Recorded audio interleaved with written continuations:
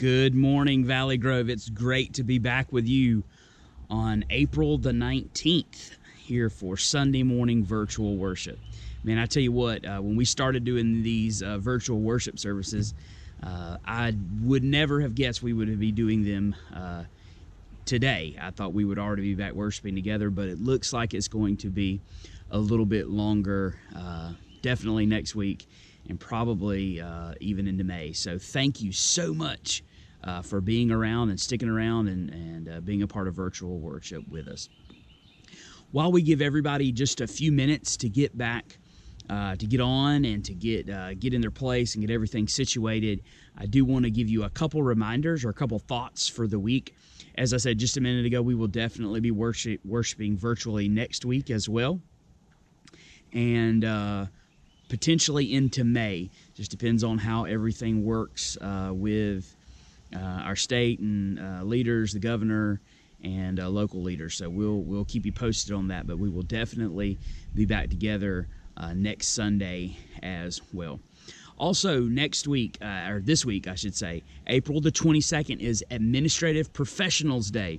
And let me tell you, Casey Shaw has been a wonderful addition to our team at Valley Grove. So I know you can't thank him personally or at least face-to-face, but shoot him a message, give him a call, send him an email, drop a card by his house, ride by their house, honk 2 or 3 times, whatever. Send him a gift, who knows. But I'm telling you what, we could not have done a lot of the things in the last 6 months that we've been able to do without Casey. So please make sure you tell him thank you for the great job that he's doing. Also, coming up real soon on May the 9th is Pastor Jacob and Miss Alyssa's wedding. Now, I know that probably won't take place in the way they hoped for and in the way we hoped for. But as I talked to Pastor Jacob and asked him about that, he said, we're definitely getting married one way or the other. I like that. So pray for them. I would say pray for Alyssa, but you probably need to pray for Jacob a little bit more. Really, just pray for them, and I know they would appreciate it as they look forward to getting married May 9th, one way or another. All right, well, let's go ahead and get started. And like we do every Sunday, we're going to start with our memory verse. And we're still reading our memory verse that deals with the resurrection of Jesus. We want to continue that through the month of April. And what a great verse it is to remember all that we talked about last Sunday. So let's read it together. All right, Luke 24, 5b through 6a. Why do you seek the living among the dead? He is not here. He has risen. And that's Luke 24, 5b through 6a. All right, so we're jumping into a new story today, into a new book in the Bible, the book of Ruth. And I am super excited about going through the book of Ruth with you today. So before we begin this series, I want to kind of give you how we're going to talk about the book of Ruth and how we're going to walk through it together. We're going to attempt, and I say attempt because that's the plan right now. That may change, but this is the plan right now. We're going to go through one chapter, or equivalent to one chapter, over the next 4 weeks. There's four chapters in Ruth, and so we're going to look at one chapter a week. Today we're going to look at chapter 1. Over the next 2 weeks, we're going to kind of look at chapter 2 and 3, but we're going to focus 1 week on one main character and the next week on another main character.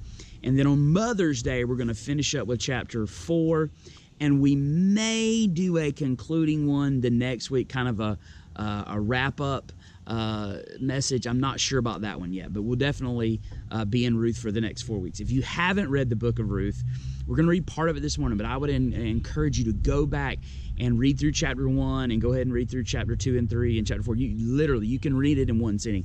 It's a great story. It's a narrative story, and it's a really good one. It'll do your heart good, and it will inspire you as well. So that's how we're going to look at the book of Ruth. Also, don't forget that each week in between the messages, so in the middle of the week, and I'll try to make sure I post ahead of time what day that's going to be on. This past week was a little bit later than I anticipated, but that's the way life is right now, right? So anyway, but remember to check the Facebook page And because I'll be doing some live videos, at least one a week, that'll highlight a cultural issue or a word or phrase in the book of Ruth that will help us understand a little bit more about what's going on as we read along and as we study together, and we have virtual worship together and we talk about the book of Ruth. So this past week was on the Judges cycle. And so if you don't know what that is and you haven't listened to that video, after you're done watching this sermon, go back and watch that video on the Judges cycle, because it will put in the put the story of Ruth in its time frame and its setting, and that's crucial to just kind of understand what's going on in the broader world around Ruth and Naomi and Boaz and all that. And so we'll look at some other ideas in the future. I think next week we'll probably talk about, or this upcoming week, we'll probably talk about the kinsman redeemer and kind of what that is, because that's a huge thread that weaves its way through the story. So we'll talk about some other things that are cultural issues that we don't necessarily know about, that seem weird or odd to us. And so we'll talk about those in those midweek videos. So make sure you tune into those, and we'll try to do a better job this week maybe than we did over on during Easter, about telling you what time those videos are going to be coming out. So that's how we're going to kind of look at the book of Ruth. That's kind of what we're going to be doing in the middle of the Sundays. And so I hope you'll tune in. You did a great job commenting and sharing and liking and talking about the Easter videos, and so we saw that as an opportunity for us to continue to connect with one another and maybe talk about some content that is crucial but just can't make it into the Sunday sermons. So that's kind of our plan for right now. All right, so with no further ado, let's begin talking about the book of Ruth. So the reason we did the study on the Judges cycle, and I won't rehash all of that, is because the book of Ruth takes place in the time of the Judges, which is in the time period of the book of Judges. That's why we talked about the Judges cycle. Well, this particular story of Ruth highlights one family's story within that broader context or time frame of what's going on in the history of Israel. And so the story of Ruth has basically three main characters: Naomi, Ruth, and Boaz. And over the next few weeks, we'll talk about all of those.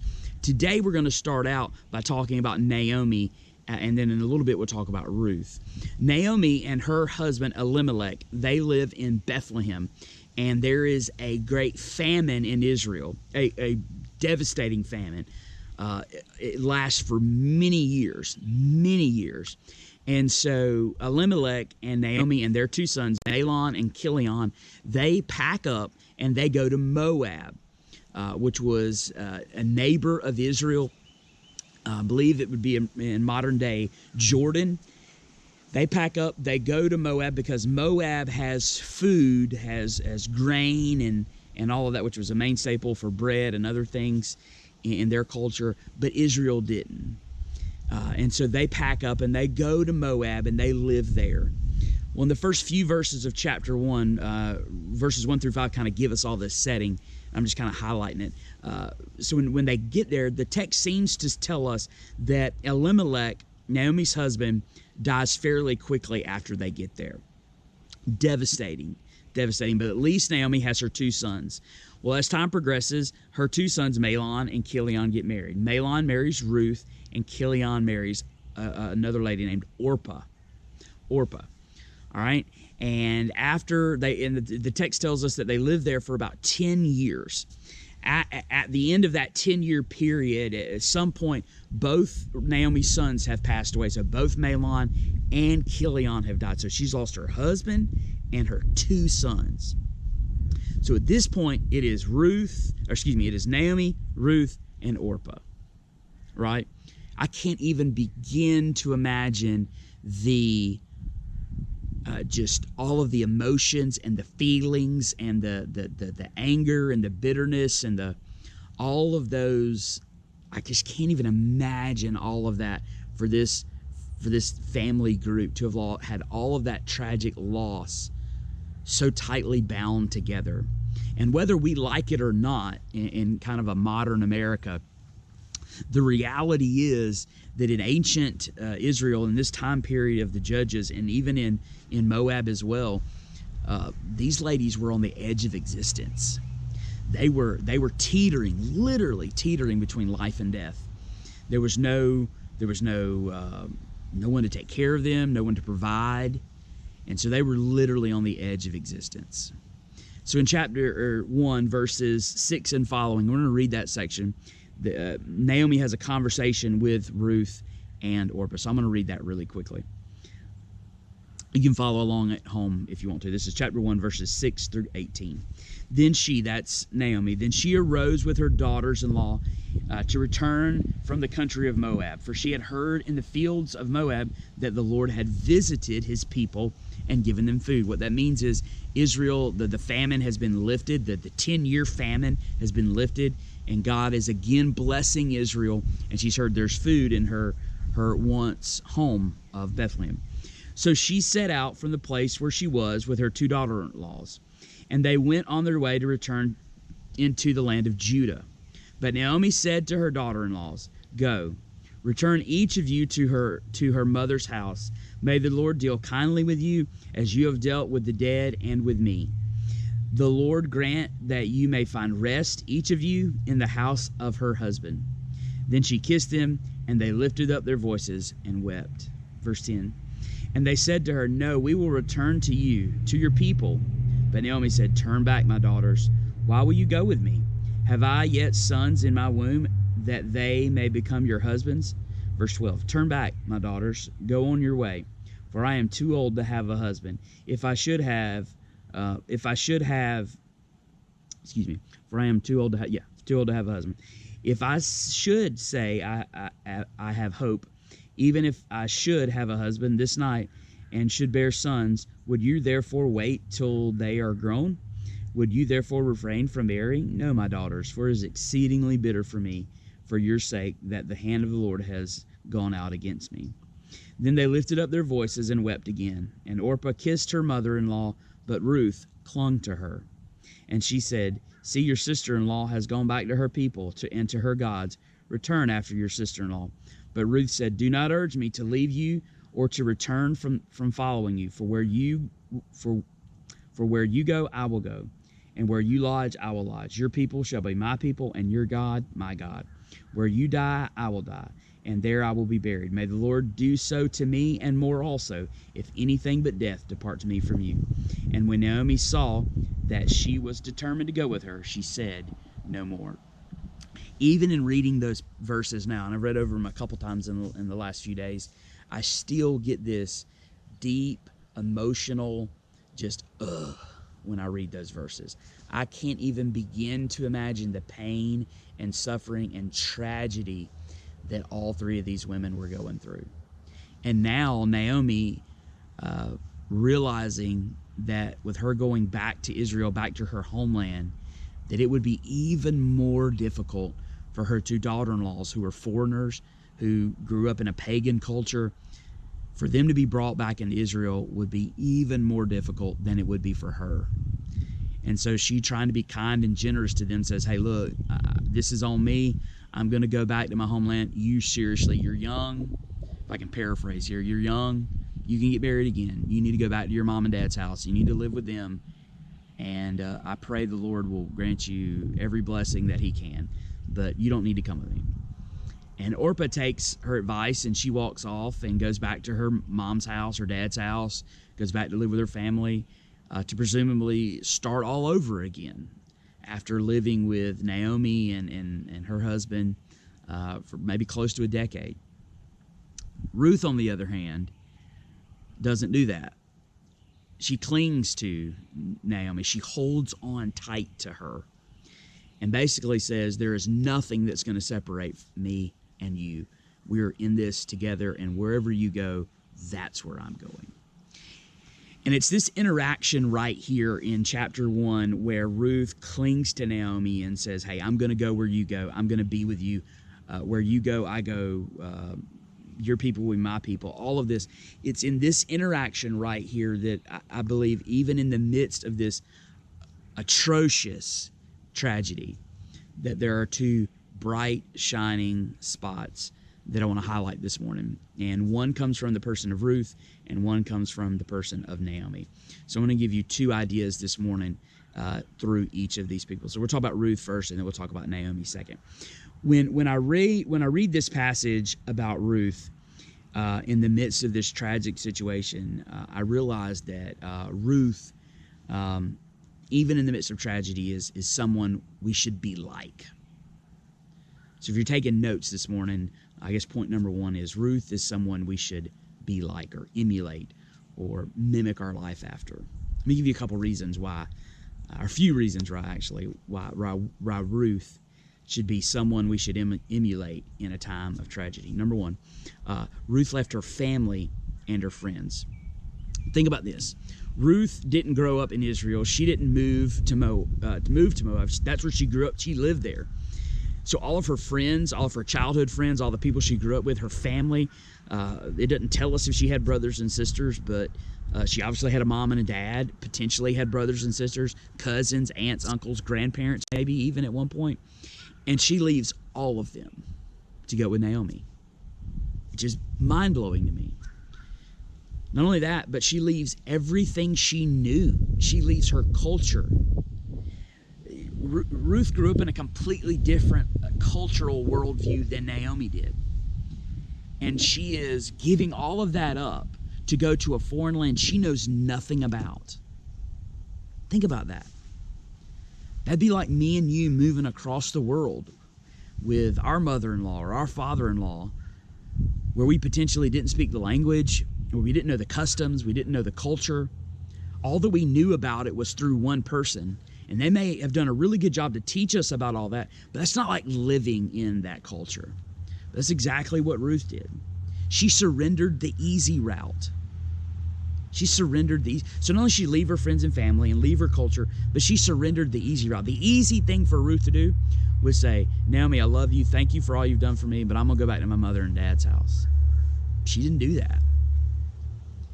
She said, no, me and you are in this together. I'm going to stick with you no matter what. Where you go, I'm going. And Ruth surrenders the easy route. She could have did the easy button, but she didn't. She took the hard route. Not only that, she put Naomi's needs in front of her own. Think about this. Ruth, basically based off of what Naomi says, you get the idea that Ruth is still a younger woman, a younger lady. So she still can get remarried and has the prospect of getting married again. That's why Naomi tells her, hey, you need to stay with your parents. See, Ruth had real needs of her own. Like, she had real needs. She obviously doesn't have any kids yet because the story doesn't tell us she has any kids. There's no mention of Naomi's grandkids in the story yet. Right? And so Ruth has a real need of her own. She needs to find a husband. She needs to have kids so that she can be, her needs can be met and she can be taken care of. But she says, you know what? I'd rather be in a foreign country in poverty and in rags with Naomi than in riches and prosperity in Moab without her. And so Ruth puts Naomi's needs above her own, even though both of them are in the tragedy together, right? And lastly, and maybe most importantly, Ruth completely transforms her religious worldview. See, Ruth grew up in Moab, which did not worship Yahweh, the God of Abraham, Isaac, and Jacob. Even though they were distantly related and even though they were near each other, they did not worship the same group of people, or the same God, I should say. Moab worshiped gods with a little g, and Israel worshiped Yahweh, the one true God. The ancestral leader god of Moab was named Chemosh.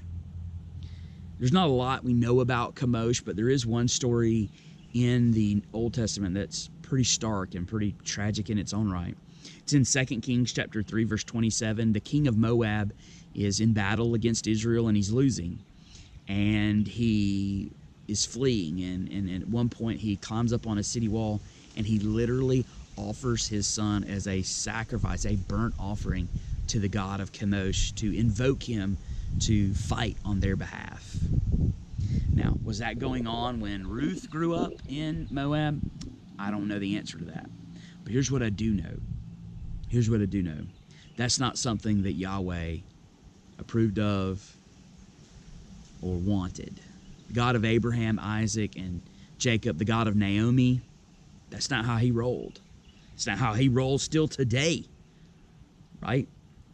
And so Ruth grew up in a completely different religious culture. She grew up in a pluralistic culture where there were many gods who were all narcissistic and capricious, and you had to do things to earn their favor and earn their blessing, right?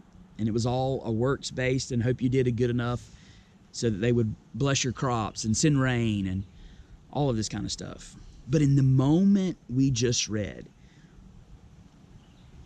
Ruth says, your God will be my God. And in that moment, Ruth completely changes over her religious worldview and begins at that moment to follow the one true God. And we see that played out over the rest of the story, right?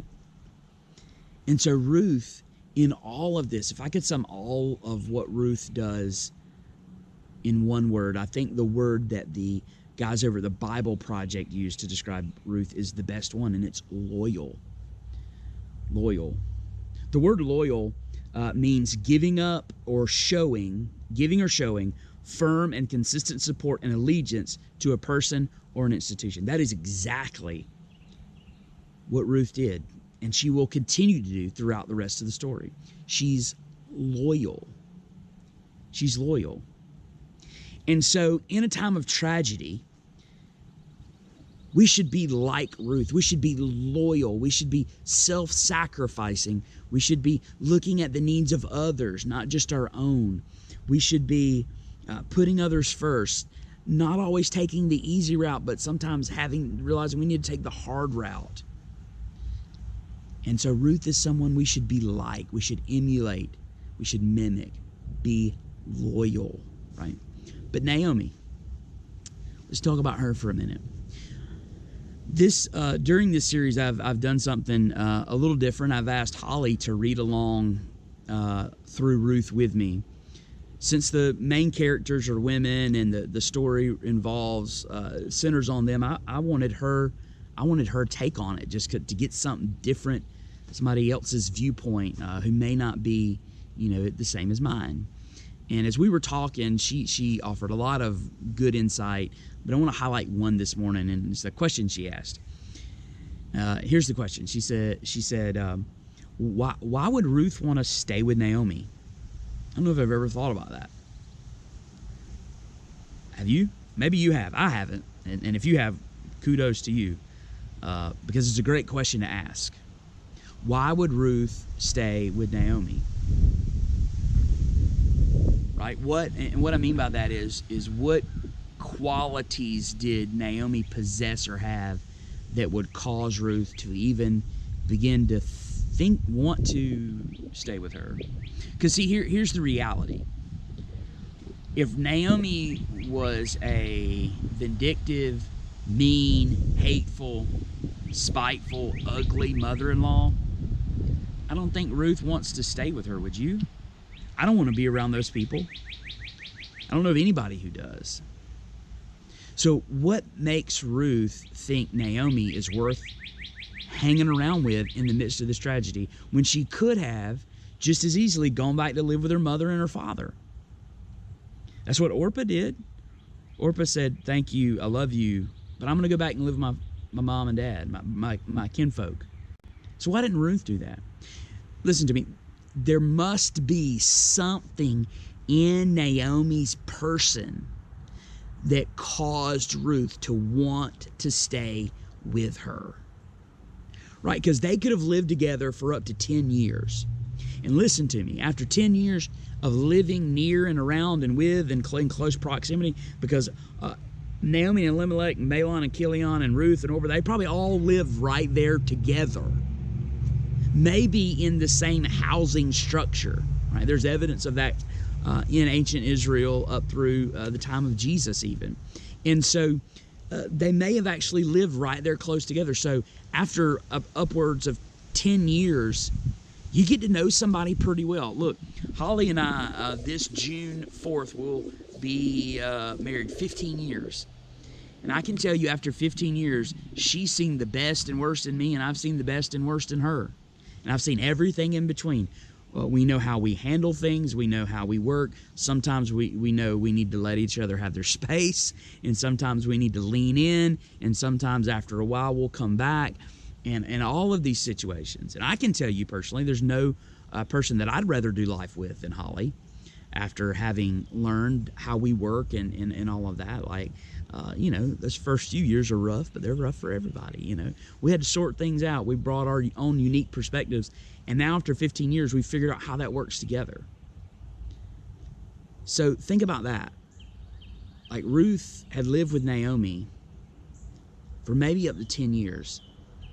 So in my mind, there's something that Ruth saw in Naomi that clicked in Ruth's mind and said, hey, I want to stay around with her. What was it? The story doesn't tell us, but I can tell you what one thing it was. It was Naomi's character. And we'll see that played out through the rest of the book. But Naomi was a person of character. Now listen, was she bitter? Was she angry? Was she upset? Did she assume or feel like the Lord was heavy against her or had dealt harshly with her? Absolutely. That's okay. In times like that, it's absolutely okay to have those feelings. But what I'm trying to get across is, even in the midst of those feelings, Naomi was still a person of character. Right? So you have Ruth and you have Naomi. Both of them are going through this awful tragedy. Both of them are having a very difficult time. They're dealing with it. They're trying to work through it. But yet both of them are highlights of qualities that we need to possess as well. Ruth highlights loyalty, and Naomi, in my opinion, highlights character. And both of those things are things that we need to possess in our own life. So the question we need to ask this morning is, who are we, or what are we, in the midst of our own personal tragedies? Right? Are we like Ruth? Are we like Naomi? Because see, Naomi was somebody Ruth wanted to be around, even in the midst of tragedy. Is that who you and me are? I don't know. But that's a question we need to ask. Because see, that's the application from this story, I believe, this morning.